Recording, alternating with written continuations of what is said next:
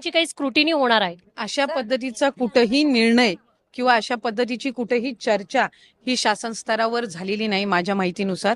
त्याच्यामुळे अशा पद्धतीची कुठलीही स्क्रुटनी किंवा फेर चौकशी किंवा कुठेही काही अशा पद्धतीची फेर तपासणी असा आदेश काही शासनाने काढलेला नाहीये.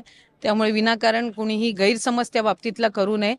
ज्या पद्धतीनं ही योजना राबवली जात आहे, महिलांना लाभ मिळत आहे, त्यामुळे अधिकाधिक प्रभावी पद्धतीनं ही लाडकी बहीण योजना पुढे सुद्धा राबवली जाणार. निकषांच्या बाहेर जाऊन लाभार्थी आहेत, अशी काही तक्रार किंवा अशी काही माहिती तुमच्यापर्यंत किंवा विभागापर्यंत आली आहे का आतापर्यंत? मी कार्यकाळ माझा त्या ठिकाणी असेपर्यंत अशा पद्धतीची कुठलीही तक्रार आलेली नव्हती. आत्ताही अशा पद्धतीची कुठली तक्रार या 1-1.5 महिन्याच्या कालावधीमध्ये आली असेल तर मला त्या संदर्भातली काही माहिती नाही. पण कुठलाही लेखी आदेश, कुठलीही लेखी सूचना, कुठलाही सर्क्युलर किंवा कुठला शासन निर्णयामध्ये बदल हा राज्य शासनाने केलेला नाहीये.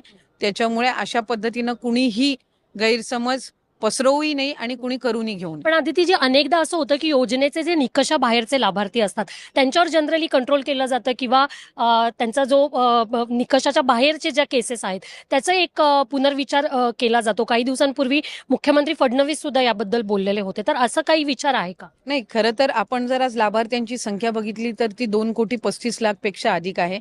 बहुतांशी 90-99% जी काही स्क्रुटिनीची प्रोसिजर आहे ही त्याही वेळेला केलेली होती. बऱ्याचशा वेळेला डीबीटी आम्ही करत असताना जर एखादी कुठलं फ्रॉड आढळलं तर ते आम्हाला त्यावेळेला लक्षात यायचं आणि तशा पद्धतीनं ते डीबीटी थांबवलं जायचं. त्यामुळे स्क्रुटिनी समजा पुढं मागं जर शासनाने तो निर्णय करायचा घेतला तरी तो काही सगळ्यांसाठी नसणार आहे. एखादी जर कुठली तक्रार आली, एखाद्या जिल्ह्यातली जर काही ठराविक लाभार्थ्यांच्या संदर्भातली जर तक्रार आली तर त्या संदर्भातली स्क्रुटिनी करायची का नाही, कशा पद्धतीने करायची हा शासन त्यावेळेला निर्णय घेईल.